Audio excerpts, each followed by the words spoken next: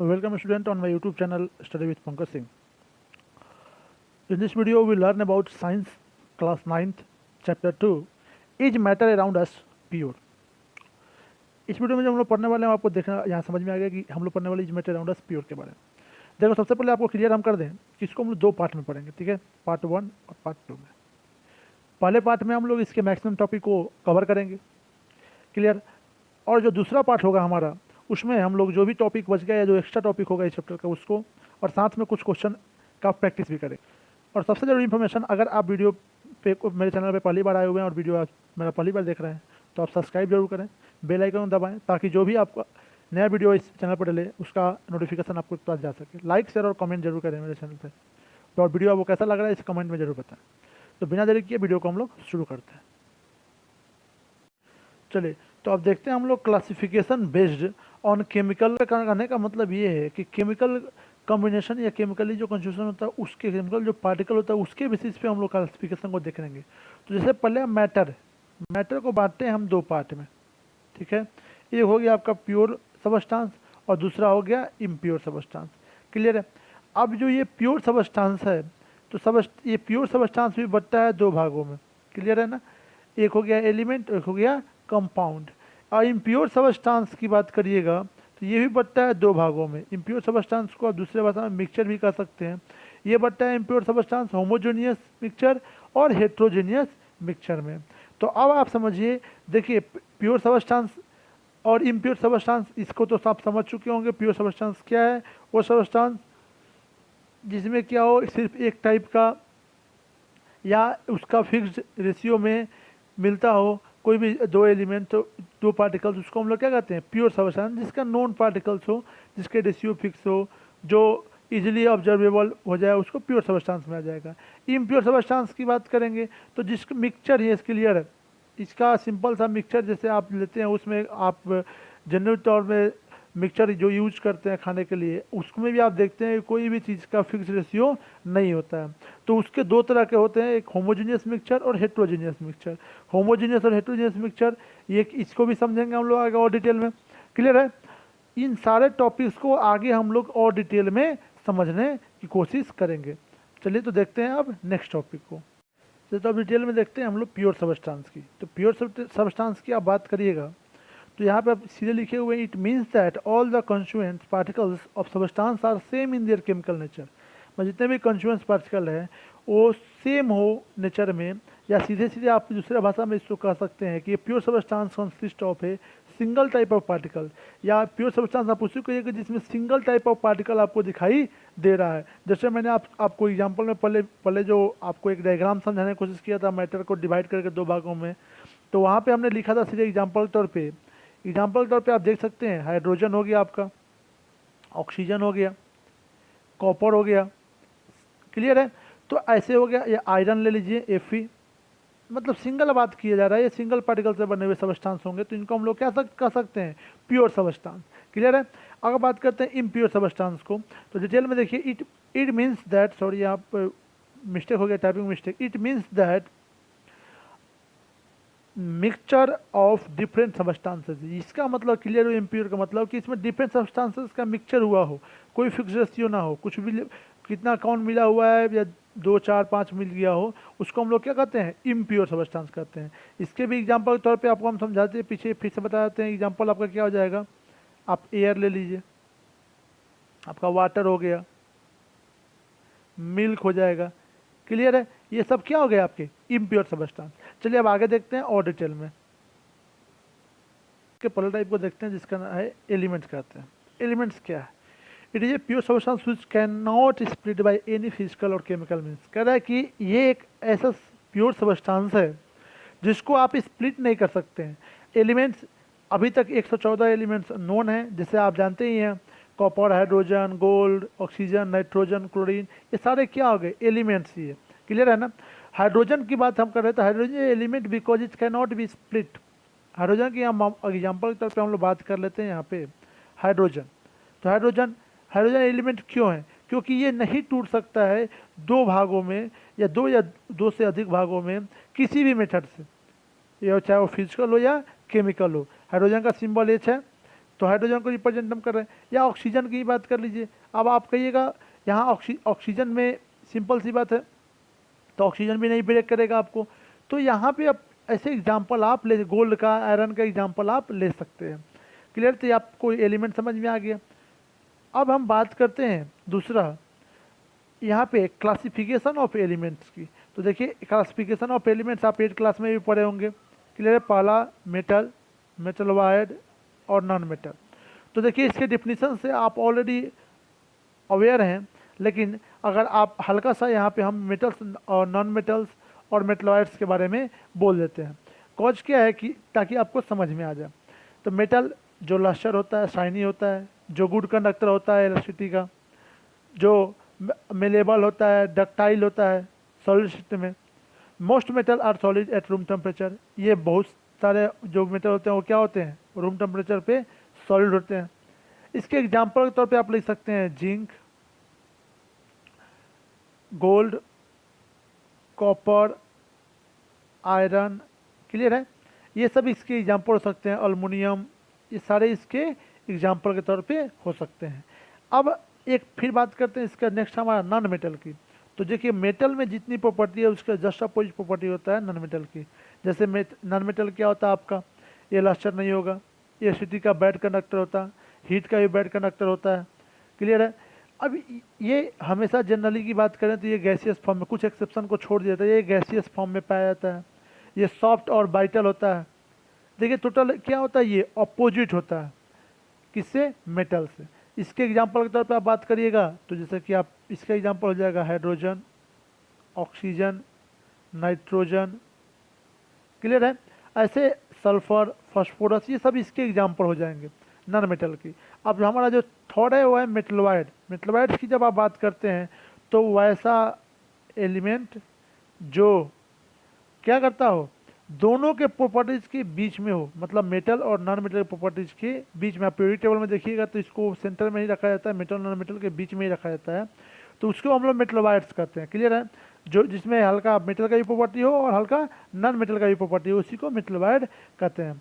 जैसे इसके एग्जाम्पल के तौर पर आप ले सकते हैं सिलिकॉन हो गया आपका। क्लियर है?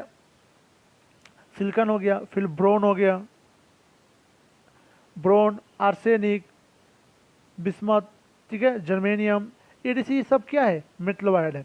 समझ में आपको आ गया? चलिए अब आगे देखते हैं प्योर सब्सटेंस के नेक्स्ट टॉपिक। देखिए अब देखते हैं कंपाउंड्स। एलिमेंट्स हम लोग समझिए, अब कंपाउंड्स पे देखते हैं कंपाउंड्स क्या है।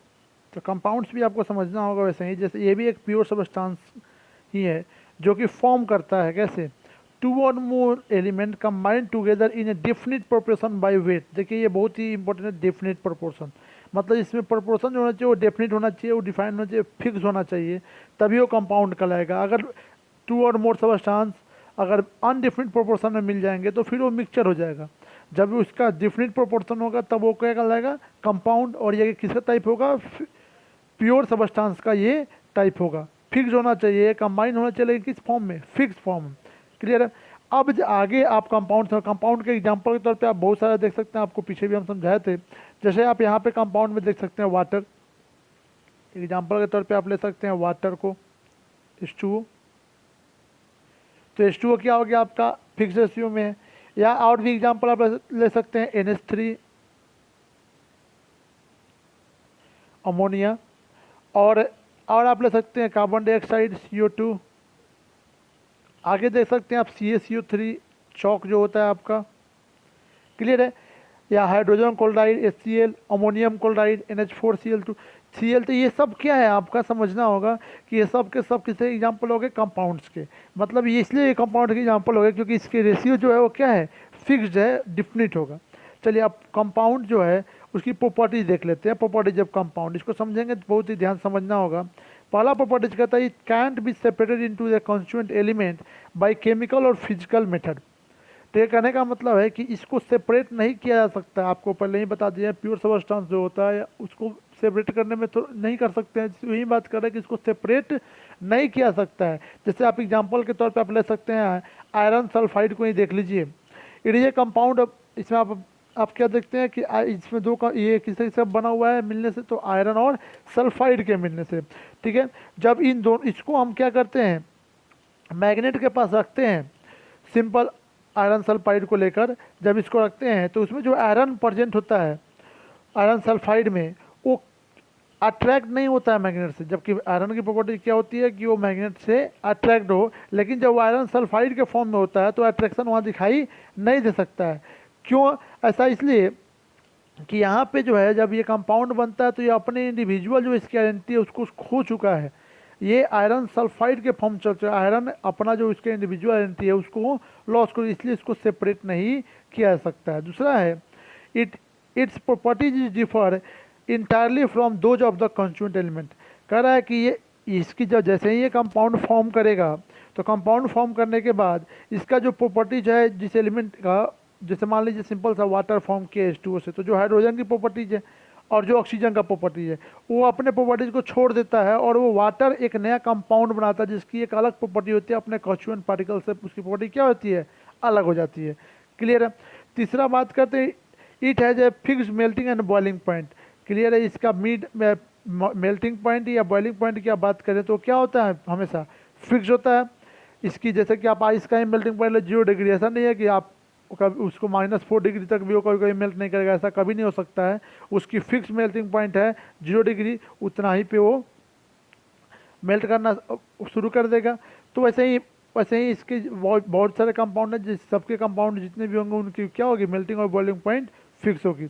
चलिए अब बात करते हैं, जैसे कि नेक्स्ट है, it is A substance which is same through out the properties and combination. कहने का मतलब है कि ऐसा सबस्टांस है जिसका आप बात करिएगा पूरे कंपाउंड्स में तो इसके जो मिक्सिंग होता है या कॉम्बिनेशन जो होता है वो हमेशा उसकी क्या होती है, सेम होती है हर जगह। जैसे आप वाटर कहीं से पूरे एक बकेट वाटर आप ले लेते हैं, अगर जो जैसे आपको यहाँ पे बताते हैं, एक बकेट आप वाटर लेते हैं। क्लियर है? मान लीजिए आप ये एक बकेट हो गया, इसमें आप पूरा वाटर फॉर्म करते हैं, ठीक है, पूरा वाटर फिल कर देते हैं। इसे आप जब एक मग वाटर निकालिए गया, उसमें भी आप प्रॉपर्टी को चेक, उसके बाई वेट चेक कीजिएगा तो 1:8 ही दिखाई देगा कॉम्बिनेशन। ऐसा नहीं है कि वहाँ पे चेंज हो जाएगा और बकेट में कुछ और हो जाएगा। क्लियर है? तो ये पूरा फिक्स रहता है। एक और यहाँ पे टॉपिक आया, next properties, when it is formed, जब ये बनता है कैसे, केमिकल रिएक्शन से, इट यूजुअली रिलीज और एब्जॉर्ब। तो ये कुछ एनर्जी रिलीज करता है या ऑब्जॉर्ब करता है, किस फॉर्म में, या तो वो हीट का फॉर्म होता है या वो लाइट के फॉर्म में होता है। क्लियर है? तो इसका भी एग्जांपल के तौर पे आप ले सकते हैं, आयरन सल्फाइड को ही ले सकते हैं आप। ऐसे नॉर्मली रहेगा तो उसमें कुछ नहीं, लेकिन जैसे ही आप हीट सप्लाई करते हैं इसके टुगेदर तो क्या होता है कि मिक्सचर जैसे हीट होता है तो एक वाइब्रस रिएक्शन को दिखाई देता है और ब्लैक आयरन सल्फाइड फॉर्म कर देता है। समझ में आपको आ गया होगा कंपाउंड्स। अब आगे देखते हैं नेक्स्ट टॉपिक को, तो देखते हैं मिक्सचर को।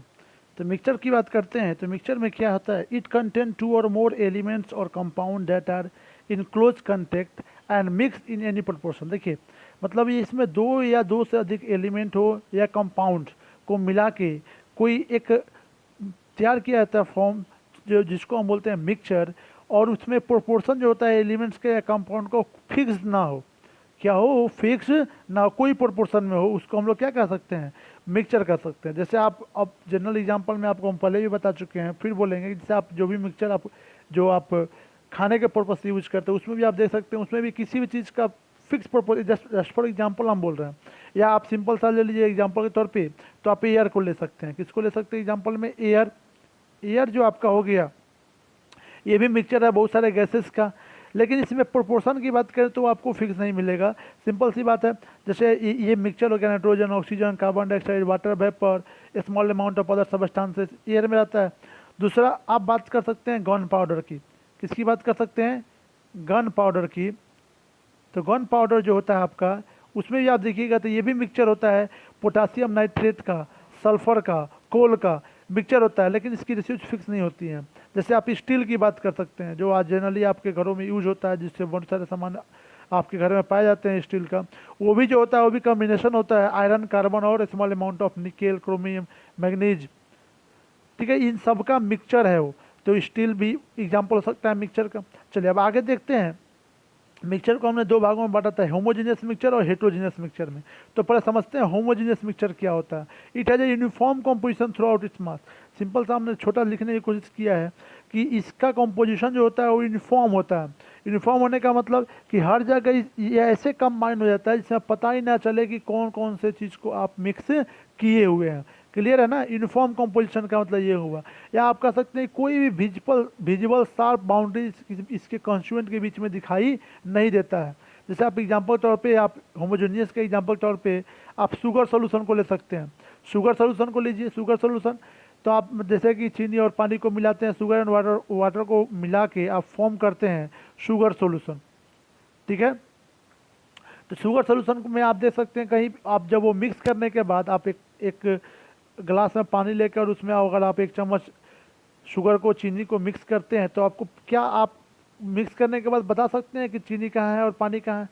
तो मतलब ये होमोजेनियस होने का मतलब ये हो जिसमें सेपरेशन का चांस नहीं हो, जो जिसमें कोई विजुअल बाउंड्रीज ना रहे। ठीक है, अब यहाँ पे हम बात करते हैं नेक्स्ट जो हमारा टॉपिक हो गया यहाँ पे वो है अब हेट्रोजीनियस मिक्सचर। होमोजेनियस में और आप एक एग्जांपल ले सकते हैं, जैसे अल्कोहल को पानी में मिक्स करना। वहाँ भी जो ड्रंक वगैरह करते हैं उनका वो इस जब मिक्स करते हैं तो नहीं बता सकते हैं कि पानी और अल्कोहल में अब सेपरेट आपको सेपरेशन दिखाई नहीं देता है। या आप और एग्जांपल तौर पे एयर को ही ले लीजिए।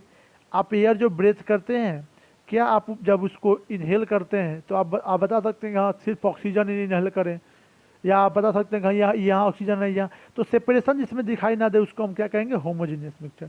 हेट्रोजीनियस मिक्सचर जस्ट अपोजिट है होमोजीनियस के। जितने बातें होमोजीनियस में साबित होती है उसके सारे उल्टा बात हो जो होगा वो हेट्रोजीनियस होगा।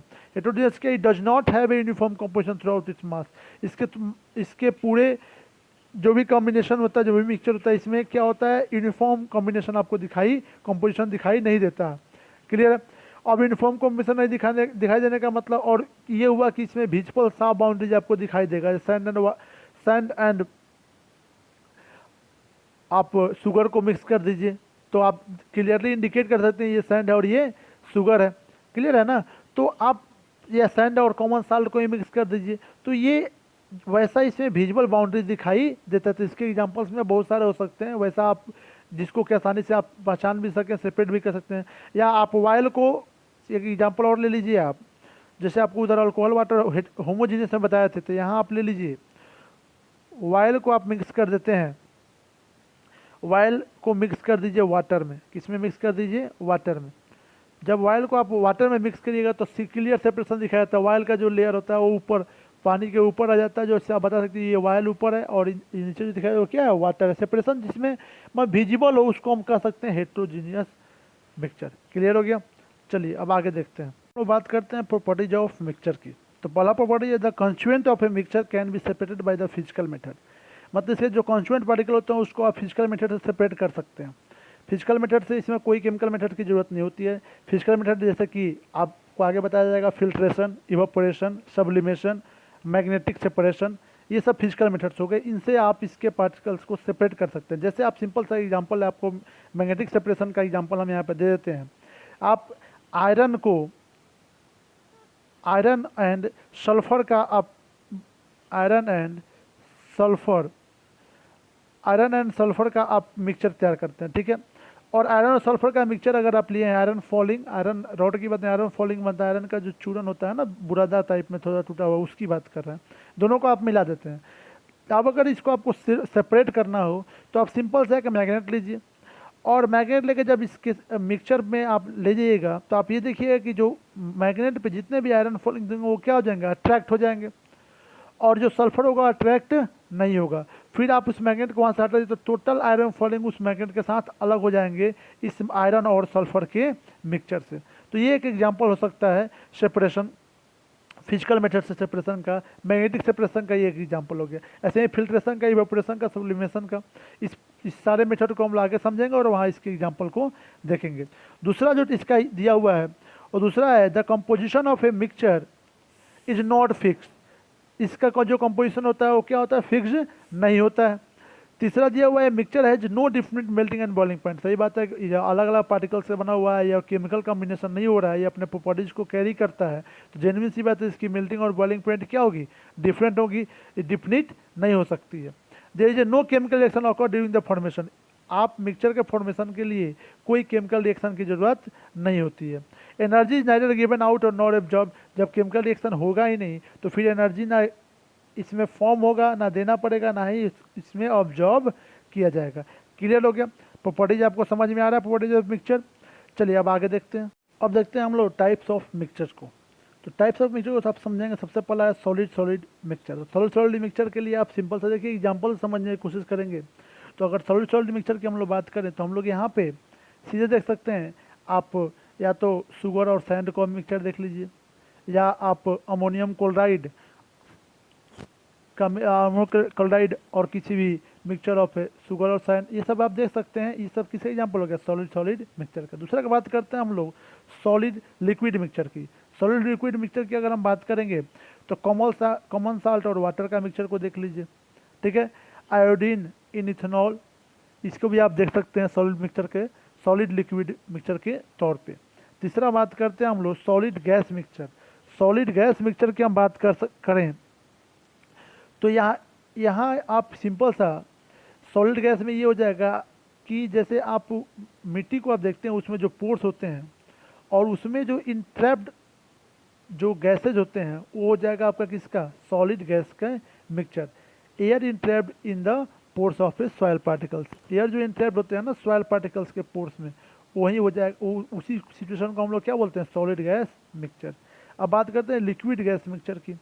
तो लिक्विड गैस मिक्सचर की बात करिएगा तो जितने भी गैस होते हैं सारे लिक्विड्स में क्या होते हैं, पार्शियली मिजिबल होते हैं। जैसे आप बात कर ले हाइड्रोजन का, ऑक्सीजन का या नाइट्रोजन, ये सब क्या होता है, वाटर में के कांटेक्ट में रहते हैं। तो ये हो गया आपका, या small amount of gas dissolve होता है मिक्सचर में। जैसे ये हो गया आपका एग्जांपल किसका, लिक्विड गैस मिक्सचर का। फिर बात करते हैं गैस गैस मिक्सचर का।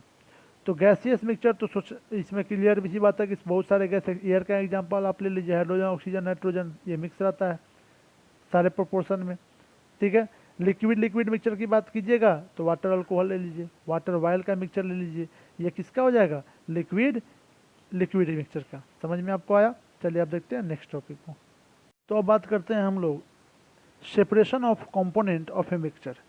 Separation of component of a mixture में सबसे पहले हम बात करेंगे हैंड पिकिंग। हैंड पिकिंग आप सिंपली अपने घरों में देखते होंगे, जब भी जैसे आपको एक पिक्चर से भी हम समझाने की यहाँ कोशिश करते हैं, ये हैंड पिकिंग समझने की कोशिश कीजिएगा। यहाँ पे जैसे आप घरों में देखते हैं चावल में कण, जो भी विजिबल कण होते हैं उसको बिनने उसको चुनने के लिए आप घर में रेगुलर बेसिस पे चावल बनाने से पहले ये काम किया जाता है।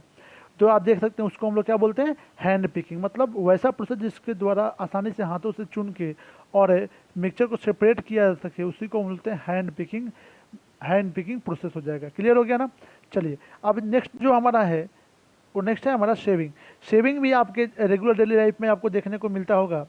जैसे आप यहाँ पे पिक्चर से भी समझने की कोशिश करेंगे शेविंग को, तो आप यहाँ देखिएगा इस पिक्चर को, तो आपको समझ में ये आएगा कि शेविंग क्या हो गया। तो जैसे आपको आटा वगैरह घर में देखते होंगे, फ्लोर को जब रोटी बनाने से पहले उसको क्या किया जाता है, चाला जाता है। या घर में अगर कोई भी कंस्ट्रक्शन का काम चलता है तो जो सैंड होते हैं, सैंड को पहले हम लोग क्या करते हैं, शेविंग करते हैं, उसको चालते हैं, क्या कि जो भी बड़े बड़े कण हो क्या हो जाए, अलग हो जाए। मतलब ये जो प्रोसेस हो गया वो थोड़ा सा बिग साइज डस्ट पार्टिकल्स को अलग करने के लिए हम लोग यूज कर सकते हैं। शेविंग समझ में आ गया। अब नेक्स्ट जो यहाँ टॉपिक होने वाला है वो ये हो जाएगा हमारा यहाँ पे सेंटीमीटेशन। तो देखो सेंटीमीटर की ये इस पिक्चर में आप ध्यान दीजिएगा, इस पिक्चर में क्या क्या सेंटीमीटर, जैसे कहने का मतलब कि कोई दो चीज़ का मिक्सचर है कोई भी, और लिक्विड में इनसॉल्युबल सॉलिड का मिक्सचर है, मतलब जो उस पानी में सॉल्युबल नहीं है, मिल नहीं सकता। वैसे अगर पानी में कुछ घुला हुआ है तो हम लोग क्या करते हैं, उस पानी को आप गाँव में या घर में देखते होंगे कुछ देर के लिए छोड़ वे में छोड़ दीजिए, कुछ देर के लिए वैसे ही उसको डिस्टर्ब मत कीजिए, स्थिर वे में छोड़ दीजिए बकेट में। तो आप कुछ देर के बाद ऑब्जर्व कीजिए कि जो उसमें का जो सैंड जो भी पार्टिकल्स है जो वाटर में सोल्यूबल नहीं, सैंड और वाटर का सोल्यूशन, तो सैंड जो पार्टिकल है वो धीरे धीरे क्या हो जाएगा, सरफेस ऑफ द बकेट पे चला जाएगा। और फिर आप क्या कीजिए, आसानी से ऊपर का जो वाटर हो गया उसको क्या कर लीजिए, दूसरे किसी बीकर में ले लीजिए। तो आपका जो था जो सैंड था वो क्या हो जाएगा, सरफेस पे मिल जाएगा। इनप्योर जो इनसॉल्युबल जो सॉलिड है वो आपको सरफेस पे मिल जाएगा। तो इसी को हम लोग क्या बोलते हैं, सेंटीमेंटेशन। क्लियर हो गया ना?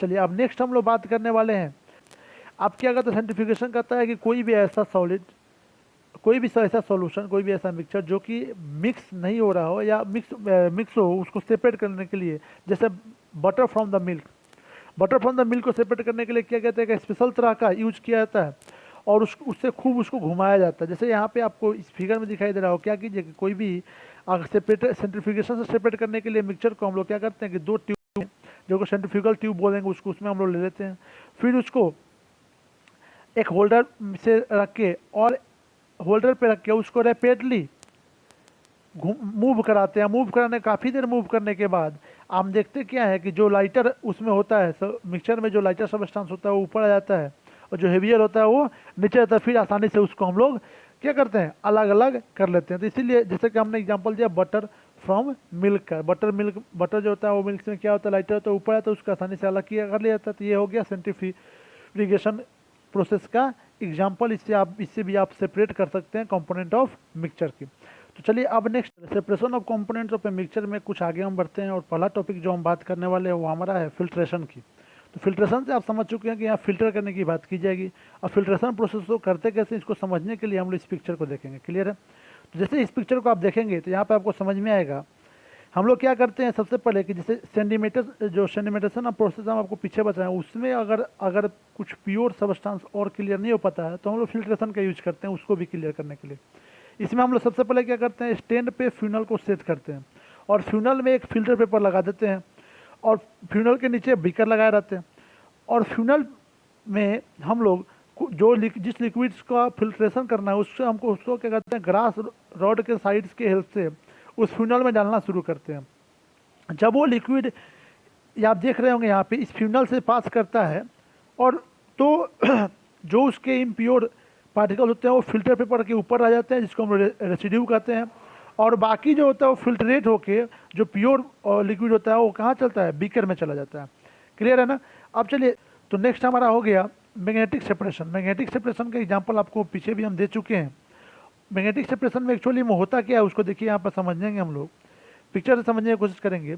तो यहाँ पे आप देख रहे होंगे मैग्नेटिक सेपरेशन के एग्जांपल में आयरन और सल्फर का मिक्सचर आप ले लिए और उसमें से आयरन को आपको अलग करना हो तो आप कुछ सिंपल से आप क्या करते हैं, जो भी ये जो होता है मैग्नेटिक सेपरेशन वहीं पे यूज किया जाता है। अगर कोई मैग्नेटिक सबस्टांस जिसकी मैग्नेटिक प्रॉपर्टी है वो सबस्टांस या मैग्नेटिक नेचर वाला सबस्टांस अगर मिक्सचर में है तो उसको सेपरेट करने के लिए इसको हम यूज करते हैं। मैग्नेट को हम लोग क्लोज ले जाते हैं मिक्सचर के पास और क्लोज ले जाने पे जो भी वो मैग्नेटिक सबस्टेंस होता है वो मैग्नेट में अटैच हो जाता है और मिक्सचर से बाहर निकल जाता है। तो ये हो गया आपका मैग्नेटिक सेपरेशन प्रोसेस। अब जो हम नेक्स्ट बात करने वाले हैं वो हमारा है सब्लिमेशन। सब्लिमेशन आपको पीछे वाले चैप्टर में भी हम क्लियर कर चुके हैं, फिर यहाँ पे उसको देखते हैं, थोड़ा सा समझिए कुछ। ये भी एक प्रोसेस है क्या करने के मिक्सचर को सेपरेशन के लिए यूज किया जाता है। क्लियर है? तो यहाँ हम समझने की कोशिश करते हैं। सब्लिमेशन में हम लोग अमोनियम क्लोराइड, सॉल्ट से अमोनियम क्लोराइड को अलग करने के लिए यूज किया जा सकता है। तो हम लोग क्या करते हैं, हम चाइना डिस्क में क्या करते हैं, अमोनियम क्लोराइड को अलग करने के लिए सॉल्ट को ले लिए और सॉल्ट को लेने के बाद उसको बर्नर के ऊपर रख के और हीट करना शुरू करते हैं। जैसे कि आप यहाँ देख पा रहे होंगे, हीट करना शुरू करेंगे तो आप अमोनियम क्लोराइड का नेचर जानते हैं। अमोनियम क्लोराइड जो होता है ये डायरेक्टली सॉलिड टू गैस में कन्वर्ट हो जाता है। इसीलिए हम लोग उस सॉल्ट के ऊपर से एक फ्यूनल लगाकर और फ्यूनल के जो फ्यूनल का जो टिप है उसको हम कॉटन से बंद कर देते हैं। तो जैसे ही हीट करना शुरू किए तो अमोनियम क्लोराइड डायरेक्ट गैस में कन्वर्ट होगा, गैस में कन्वर्ट होकर और वो कहाँ चला जाएगा, फ्यूनल में जो स्पेस है उसमें वो भरना शुरू हो जाएगा। जब भरने लगेगा फिर उसको जब हम कूल करेंगे रूम टेम्परेचर तो वो सॉलिड फॉर्म में अमोनियम क्लोराइड हमको उस फ्यूनल में मिल जाता है। तो सब्लिमेशन आपको समझ में आ गया होगा। अब नेक्स्ट जो हम बात करने वाले हैं वो नेक्स्ट टॉपिक क्रिस्टलाइजेशन को समझने के लिए आपको क्या कहता है, the process by which the pure solids in the form of crystal separate from the solution. कह रहा है कि एक प्योर सॉलिड को हम लोग सेपरेट कर सकें क्रिस्टलाइजेशन प्रोसेस से किसी सोल्यूशन में से। सोल्यूशन में कोई मान लीजिए कि कुछ सोल्यूशन है उसमें से हमको सॉलिड्स को अलग करना है तो हम लोग क्या करते हैं, वाटर का और किसी चीज़ का सोल्यूशन है तो हम लोग उसको हीट करना शुरू करेंगे। क्लियर है ना? तो हीट करेंगे तब तक जब तक चाइना डिस्क में लेकर कि वो जो इवापोरेट कर जाए वाटर क्या हो जाएगा, उस सोल्यूशन में से इवापोरेट करेगा, सोल्यूशन सेचुरेटेड फॉर्म में जब आ जाएगा तो और फिर उसको हम कूल करेंगे और कूल करने के बाद आसानी से हम सॉलिड को क्रिस्टल फॉर्म में पा सकते हैं। इसी को हम लोग क्या कहते हैं, क्रिस्टलाइजेशन। तो चलिए अब आगे देखते हैं। तो बात करते हैं अब हम लोग डिस्टिलेशन प्रोसेस की। Separation of component of a mixture में डिस्टिलेशन प्रोसेस की बात करेंगे। डिस्टिलेशन प्रोसेस की हम लोग बात करते हैं। देखिए इसमें क्या है, दो एक जो सोल्यूशन है जिसमें कि मान लीजिए दो चीज़ों को मिलाया गया है, ठीक है, दो लिक्विड्स को मिक्स किया गया, तो या सॉलिड लिक्विड को मिक्स किया गया, तो उसको हम लोग क्या करते हैं पानी के लिए से कॉमन साल्ट को डिजोल्व कर दिया गया वाटर में, ठीक है, या शुगर को डिजोल्व कर दिया गया वाटर में। तो जैसे हम लोग एग्जाम्पल लेकर समझेंगे, पिक्चर आपको दिखा के और वहाँ उससे हम समझाने की कोशिश आपको करेंगे। जैसे आप यहाँ पे देखेंगे,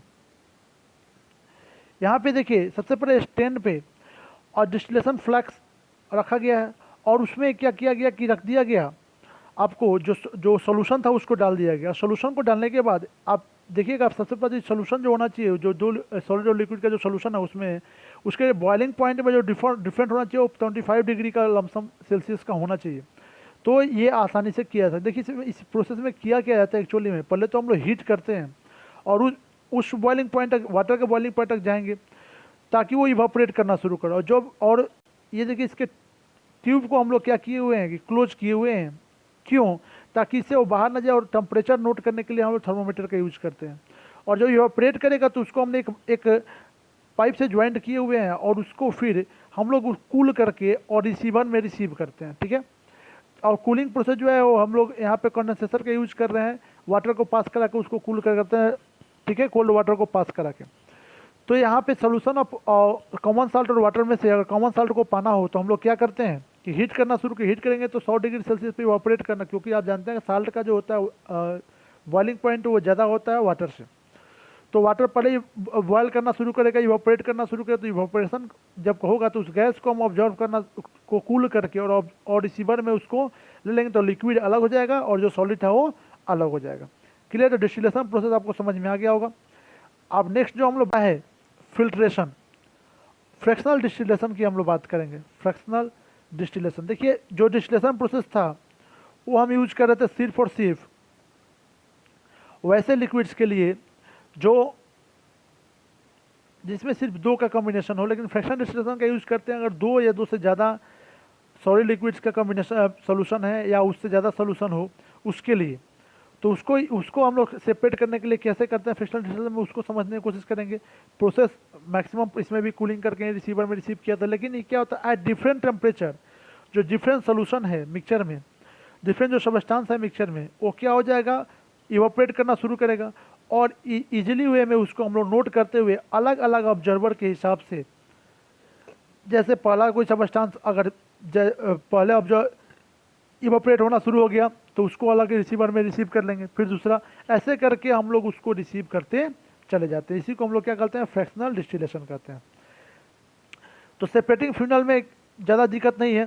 यहाँ पे हम लोग क्या पिक्चर में आप देख रहे होंगे, इसमें हम लोग क्या करते हैं, इसको वैसे मिक्सचर को इसमें इस प्रोसेस सेपरेट किया जाता है जिस मिक्सचर में जो इनसॉल्युबल हो अपने मिक्सचर में, उसको हम लोग इस प्रोसेस में यूज़ करते हैं। जैसे कि वाटर और वायल का ले लें, तो वाटर और इसको स्टॉक कोक से बंद कर देते हैं इस फ्यूनल को, एक ऊपर से हम लोग उसको ढके हुए हैं मिक्सचर ऑफ लिक्विड को लिए, और क्या करते हैं जो उसको स्लोली दूसरे बीकर में हम लोग जो वाटर है उसको पहले ले लेंगे।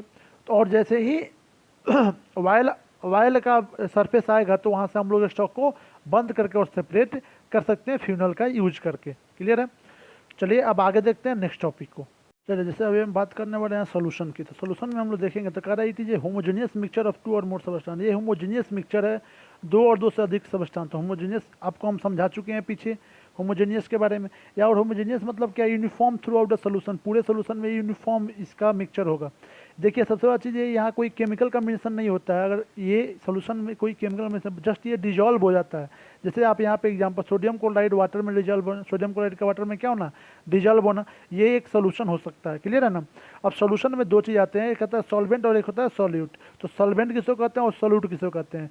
तो the liquid in which the substance is dissolve, मतलब वैसा लिक्विड जिसमें सबस्टांस डिजॉल्व होता है। तो डिजॉल्व होने का मतलब हुआ कि the liquid which is present in excess amount of in a solution, solution में जो एक्सेस अमाउंट में प्रेजेंट होगा उसको आप सॉल्वेंट कह सकते हैं।